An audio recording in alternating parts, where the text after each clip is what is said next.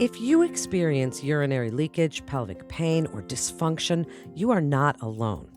Welcome to LifeCast, the podcast from the specialists at Infirmary Health. I'm Melanie Cole, and we are talking about pelvic floor dysfunction. Joining me is Dr. Jeff Fahy. He's a gynecologist and pelvic surgeon with Infirmary Health. Dr. Fahy, thank you so much for being with us today. I'd like you to first give us a little physiology lesson. Before we learn about pelvic floor disorders, tell us what the pelvic floor really is. What does it consist of? Thanks, Melanie. Well, the pelvic floor is a very complex group of muscles and connective tissues and ligaments and nerves. It forms the lower boundary of the pelvis, so it plays an important role in bladder and bowel control, sexual function, reproductive support, and maintaining the position of the pelvic organs. So it's kind of a complex hammock, or you might think of it as a sling. If you think about the bony pelvis, the skeleton that we all know of, both men and women have the skeleton pelvis. You have this trampoline of muscles and connective tissues that literally has this job of supporting all the pelvic organs and working in a coordinated fashion to help with bowel and bladder function and sexual function, all these things I just mentioned. That was an excellent explanation, Dr. Fahy. And as somebody who's worked with people with pelvic floor disorders for years, I can tell you that many people don't understand, and you just explained it so very clearly. Now, tell us about some of the disorders that people can come up with as far as the pelvic floor and the different types of conditions that you see. And Dr. Fahy, do you think that they are underreported because so many people are really hesitant to discuss them? Yeah, there's a lot of stigma associated with what's happening with our bowel and bladder and sexual issues and pelvic pain. And that's one of the things we'll talk about is the importance of awareness. But we'll talk a little bit about the abnormal conditions that exist. So it's not always that the pelvic floor is too weak. Sometimes it's too tight. And sometimes it's poorly coordinated or damaged. And what I see as a urogynecologist and pelvic surgeon is usually people are referred to me at the point where they have pelvic organ prolapse, and this is the area I specialize in. However, I don't want to fail to mention the importance of pelvic floor PT that doesn't necessarily need surgery, but needs help with pelvic floor problems. So, as a surgeon, the things that I see, Melanie, are people who come to me with something is out of place down there. They have a bulge. What can happen is as things weaken and as things tear, so to speak, over time, people can develop a weakness that allows the bladder to push into the vagina, so the vagina begins to distend along the front part of the vaginal wall or the back part, or the uterus begins to migrate south, and people literally can have their cervix at the opening of the vagina because things have begun to prolapse. And these are the things that I repair, either through supportive repairs or sometimes hysterectomy. We do a lot of incontinence surgery for people with stress urinary incontinence. And you mentioned earlier, is it underreported? I think that what happens is, people have this embarrassment and stigma, and they think, I guess I'm going to leak the rest of my life. And we see commercials now that say, just go get a protective undergarment. If you leak, you'll go out dancing, but just, wear your protective undergarment. Well, that doesn't have to be the case. We can actually fix these things. Pelvic floor exercises with a PT or on one's own can help stress incontinence. And we certainly have easy outpatient ways to treat stress incontinence and also pelvic organ prolapse. So, anyway, it's a new day when it comes to quick and easy repair of pelvic floor problems. Well, you certainly have a lot more tools in your armamentarium than we used to have. Now, one of the questions that I've heard is this just a normal part of aging? And as you said, you tell people to go, use a pad or to go do something for leakage. But is this normal? Is it just something we have to deal with, especially women that have had babies or put on a little extra weight? People that maybe lift heavy weights or runners. I mean, there's a lot of people who have various problems with their pelvic floor. Is it normal? Is it just a part we have to accept?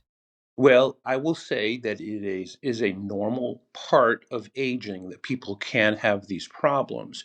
Pregnancy and childbirth is probably the first and foremost issue for young people that leads to the beginning of pelvic floor problems. Multiple pregnancies, large babies, prolonged labor, maybe they had to have an instrumented delivery, they could have a significant tear. All these things can lead to the early part of weakening of pelvic floor tissues. And you really can't get around that necessarily, even with cesarean sections, because pregnancy itself puts so much pressure on the pelvis, there can be some injuries to the pelvic floor. But those don't necessarily have to lead to problems. But then you combine that over time with aging and menopause. And then some people with chronic increased abdominal pressure, maybe they have a chronic cough or chronically constipated and straining. Maybe they have a job that leads to heavy lifting, and then the big issue nowadays is obesity plays a role with this too. So there's ways that we can try to minimize this and prevent it. But yes, we have an aging population, and because we have an aging population, we see all kinds of issues such as heart disease and increased risk of cancer and people with joint replacements. These are things we didn't see 100, 150 years ago because people didn't live long enough. But now that we have an aging population, it is inevitable that a certain percentage of the population will have these problems. And the good news is there's corrective procedures and surgeries that can be done to help these things. Whereas years ago, we didn't really have those tools. You mentioned we have more tools in our toolbox, and that is so true nowadays. Well, it certainly is. Actually a pretty exciting time in your field. And before we get into those treatments, I'd like you to speak about how someone would know. And we are talking mostly about women here, but men do have some pelvic floor disorders. And certainly, if they've had prostate issues, they can have all of these things. But we're talking about women mostly. And what would send her to the doctor? These are quality of life issues for sure, but also pain, which could be idiopathic. It's usually hard to diagnose. We're not sure, but what would send someone to the doctor? What do you want women to know about when it's really time to go see someone? We talked earlier about incontinence, whether it's stress urinary incontinence or urge related urinary incontinence or fecal incontinence, stool. Those are things that definitely bring people to my office because they have issues and they're over it. Now there's some people who still live in silence. They never see the doctor. And it's sad because they just accept this as a way of life. And as we mentioned earlier, that doesn't have to be the case. So that's one thing. But another thing, too, Melanie, is a number of women who suddenly develop pelvic organ prolapse, and it can come quickly. All of a sudden, they go, wow, something's going on. They'll notice a bulge. They'll feel like there's something inappropriate bulging from the vagina. And a number of individuals have ended up in the emergency room thinking something, horrendous is happening. And then they're reassured in the emergency room, and then an appointment's made with our office, and they come in and we'll stage what's going on and draw them pictures and show them what's happening. But that's what'll bring women to the emergency room sometimes and to our office. But interestingly enough, there's a lot of women who come to see me for something completely unrelated. But when I look at their intake questionnaire, they check the boxes for bulge from the vagina. I leak when I cough. I have problems with holding my stool. And then we can address it. So a questionnaire is a very helpful tool for us to kind of find out who has this problem, but didn't really want to mention it and really didn't even come to see us for that. But once they find out there's something that can help that problem, it's a game changer for them. Well, so tell us, after someone comes to you and explains their history, which again, as you said, is so important, what are some of the, let's start with non surgical treatments for pelvic floor disorders, some of the treatment techniques? You did mention pelvic floor physical therapy, which is a relatively new field, but really making a big difference. Tell us about some of the treatments out there. I think first and foremost, we think about just general health. Okay. Weight loss pretty much helps just every part of our being, right? So that's key. Get to an optimal weight that is helpful. If you're in an occupation that requires heavy, heavy lifting, maybe we need to talk about changing to a different occupation. People with chronic constipation, let's get that under control. Maybe they need to see a gastroenterologist because they have some type of inflammatory bowel issue, or they just need to be on some care that will really help with bowel situations that go beyond what we'll do as a gynecologist. And then chronic coughing. So if we get those things under control, those are super helpful. So lifestyle, behavior changes, and then we'll oftentimes refer people to pelvic floor PT as needed. And then we'll also use what's called a pessary, which is a small device that goes into the vagina to help lift these defects and correct them through support within the vagina. This is usually reserved for an older person who's not a good surgical candidate, someone who we would consider elderly perhaps, but has symptomatic problems and just really isn't a good candidate for surgery. And then the surgical treatments we talked about earlier are really outpatient, quick procedures. Whereas years ago, even when I trained back in the 90s, these procedures required a couple of days of hospitalization and prolonged urinary catheterization, all these things that nowadays it's outpatient. You go home without a catheter and your urinary incontinence is taken care of. Now, if it's an urge related problem and they have an overactive bladder, then we're going to want to treat them behaviorally as well with pelvic floor exercises and helping them decide when they're going to empty their bladder preemptively and things like that. But there are great medications now that have fewer side effects that will act on the bladder receptors and decrease the overactive bladder part of the problem. And that can be related to this pelvic floor dysfunction as well.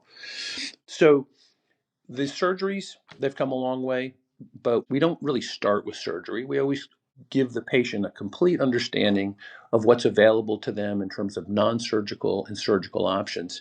And then we try to fit it to the person where they are in their life, whether they're young and need to get back to work, or they're somebody who says, hey, I'd like to do something more conservative because I really don't want to have surgery, or maybe they're not a good surgical candidate. Well, tell us a little bit. You mentioned a pessary, and I'd like you to speak about Botox for just a minute because it is something that has come onto the scene and has been shown to help. Tell us about what you do with that. So when people have refractory overactive bladder, they either have overactive bladder and they're up in the night, it's frequent, they have this urge, their bladder owns them, and they've failed medications. They've tried meds. Usually we have a couple of different types of medications, and they have failed the different types of medications. We get to a place where we have to either decide to use Botox into the bladder itself or to do something like a bladder stimulator or a pacemaker for the bladder. Those are kind of our two higher level options. So I actually do these therapies where we can implant a pacemaker that actually stimulates a nerve in the sacrum, the lower part of the vertebrae down at the lower base of the spine. And basically it's called sacral neuromodulation. That and Botox both have their pros and cons, but they help to relax that overactive bladder or intractable urge incontinence. They don't help with the defects. If somebody has prolapse or if somebody has stress incontinence, that's a different story. But this is for people with the overactive bladder or urge incontinence that has failed other treatments. Dr. Fahy, why is it so important to raise awareness for pelvic floor disorders? What would you like listeners to know, and where can they find you with questions? Well, I think it's really important that we increase awareness so that people will seek treatment earlier. This helps their quality of life. Awareness will reduce embarrassment and the stigma of these conditions. And it also just awareness encourages prevention. And I think the central message, the goal here for people who have pelvic floor dysfunction, it's not just having a strong pelvis, not just go and do pelvic floor exercises, because the pelvic floor muscles need to do a lot and they need to be strong, they need to be flexible, they need to be coordinated, and need to be capable of relaxing. So it takes kind of a team approach sometimes because it's not just the people with defects, I can fix those. It's not just the people with incontinence, I can help them. It's people who really don't have those things but have problems and need to have a pelvic floor exercise taught to them by a PT and The awareness is really important. It's a new day when it comes to pelvic floor therapy, and it's a team approach. Oh, and Melanie, I was going to tell you that I can also be found at our website, drfahy.com, and also through the infirmary, as well as we have offices in Bay Minette, Alabama, as well as Daphne, Alabama, Saraland, and Atmore. And our number is easily found. You can find me on the internet, Jeff Fahy. They just Google me, and it'll take them right there. Thank you so much, Dr. Fahy, for such incredible information. You're such a good educator, and you gave us so much to think about. It was so informative. Thank you for sharing your incredible expertise with us today. And for more information, you can go to infirmaryhealth.org. If you enjoyed this podcast, please share on your social media and subscribe, rate, and review on your favorite podcast apps. This is LifeCast, the podcast from the specialists at Infirmary Health. I'm Melanie Cole. Thanks so much for joining us today.